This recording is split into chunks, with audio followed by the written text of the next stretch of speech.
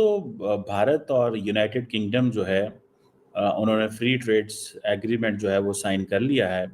It is a deal that will bring huge benefits to both of our countries, boosting wages, raising living standards, and putting more money in the pockets of working people. Bharat के PM की ताकत अब उनको महसूस हो रही है ना। और कहा जा रहा है कि दैट्स वेरी सिग्निफिकेंट एग्रीमेंट। और इसमें आप ये समझ लें कि ये हुआ तब है जब प्राइम मिनिस्टर मोदी जो हैं वो यूके के अंदर मौजूद हैं। हमने इसके ऊपर पहले बात की थी, लेकिन सबसे इम्पॉर्टेंट चीज़ है ऑप्टिक्स।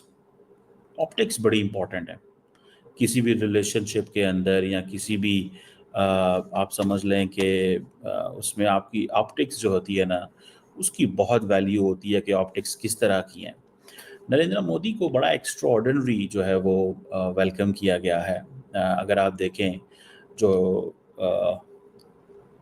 ये आप देख लें कि he has not been invited to वो 10 डाउनिंग स्ट्रीट में, मेरा ख्याल है वो नहीं थे। दैट इज़ इम्पॉर्टेंट थिंग, इसको अंडर एस्टिमेट नहीं किया जाना चाहिए कि he has not been invited at the 10 Downing Street. He has been invited, you know, at a different place. ज़ाहिर बात है दोनों मुल्कों की वो कहते हैं जनाब कि हमारा बड़ा बॉन्ड है, हमारी बड़ी हिस्ट्री है। और जिसे आप कह रहे हैं कि वो दोनों मुल्क कह रहे हैं कि जी हमारे बड़े अच्छे हिस्टोरिक ताल्लुकात हैं और फ्री ट्रेड एग्रीमेंट जो है वो भी जो है वो कंक्लूड हो चुका है दोनों मुल्कों के बीच में। सो दैट इज़ समथिंग जो एक चीज़ बताता है कि दोनों मुल्क जो हैं वो एक लॉन्ग टर्म पार्टनरशिप की बात कर रहे हैं, लॉन्ग टर्म पार्टनरशिप की बात करते हैं। और ये जो फ्री ट्रेड एग्रीमेंट है, इसमें मैंने पहले आपको बताया था कि ऑलमोस्ट एवरी इंडियन प्रोडक्ट जो है वो मज़े मारेगी वहाँ पर।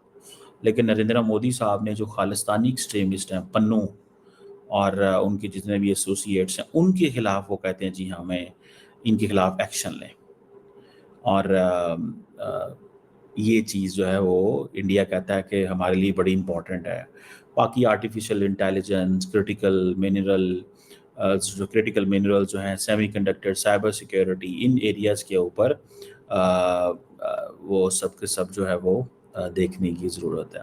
फ्री ट्रेड एग्रीमेंट की बात हुई और फ्री ट्रेड एग्रीमेंट अब देखें कि अब एक बड़े पैमाने पे इंडियन जो हैं उनको एक्सेस मिलेगी।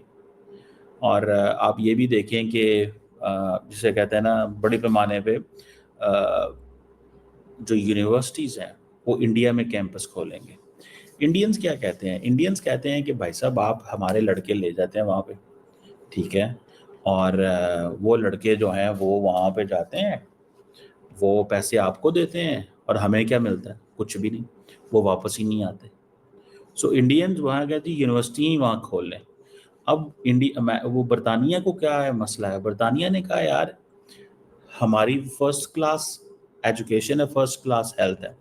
मिसाल के तौर पे रिसेंटली जो NHS है बरतानिया का, नेशनल हेल्थ सर्विस जो है, वो पाकिस्तान के अंदर हॉस्पिटल खोल रहा है। उनको पता है लोग यहाँ बड़े अमीर हैं, उनके पास पैसा है। I am talking of the top of the top rich लोग, मतलब सारे।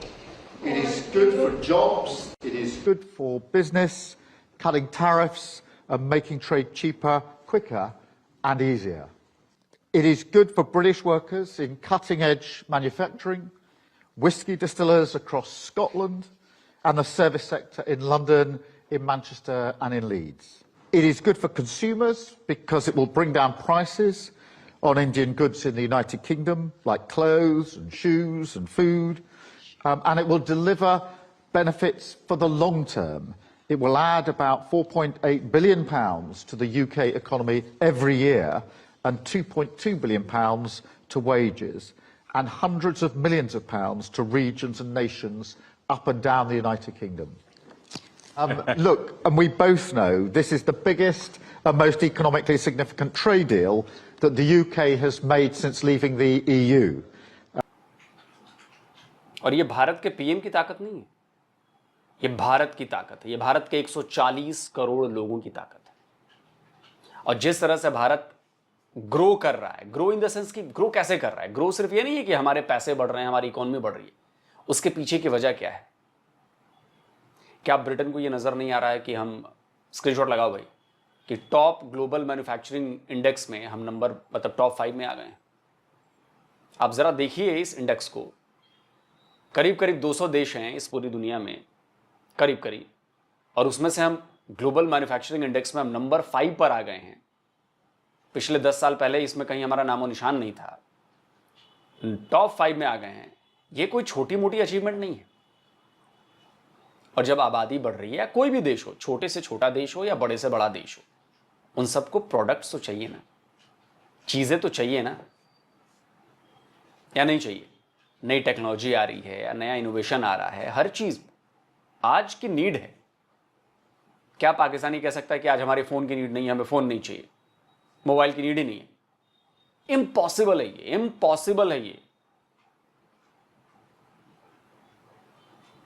और भारत की मार्केट इतनी बड़ी है, और भारत की मार्केट बड़ी होने से मतलब नहीं है भाई, मार्केट तो पाकिस्तान की भी छोटी नहीं है। दुनिया की 5वीं सबसे बड़ी आबादी है, रहती है पाकिस्तान में। बात आती है परचेजिंग पावर पर, कि परचेजिंग पावर किसके पास है। अगर जिस देश की 45% आबादी, स्क्रीनशॉट लगा दो भाई, गरीब है, ये मैं नहीं कहता, ये आपके डॉन की रिपोर्ट है ना, 45% जिस देश की आबादी गरीब है, उसके पास परचेजिंग पावर कहां से आएगी? आधा देश गरीब है आपका, आप सोचिए। तो भारत की जो परचेजिंग पावर है वो लगातार बढ़ रही है। 2025 में ये देखिए, अलग अलग स्टेट्स के हमारे, मैं डेटा आपको दिखा देता हूं, ये पर कैपिटा इनकम है। जय हिंद दोस्तों। भारत ने एक बहुत बड़ा कारनामा कर दिया है। भारत के प्रधानमंत्री नरेंद्र मोदी अभी यूके, यूनाइटेड किंगडम के दौरे पे हैं, जहाँ पे फ्री ट्रेड एग्रीमेंट वहाँ पे साइन कर लिए हैं, जो कि एक भारत के लिए बहुत अच्छी बूस्ट है। और भारत ने इस एग्रीमेंट को साइन करने के बाद यूके के किंग चार्ली के साथ भी उन्होंने मुलाकात किया।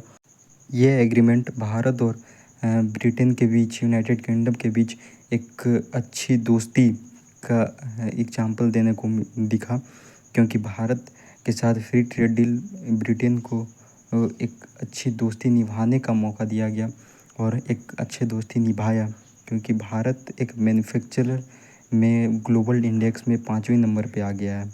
तो आप समझ सकते हैं कि भारत एक बड़ा मुल्क है, और यूके इसे भली भांति जानता है कि भारत से हमें क्या फ़ायदा है और भारत को क्या फ़ायदा है। इसलिए भारत इस एग्रीमेंट तक पहुंचा कि वो free trades agreement deal done कर सके।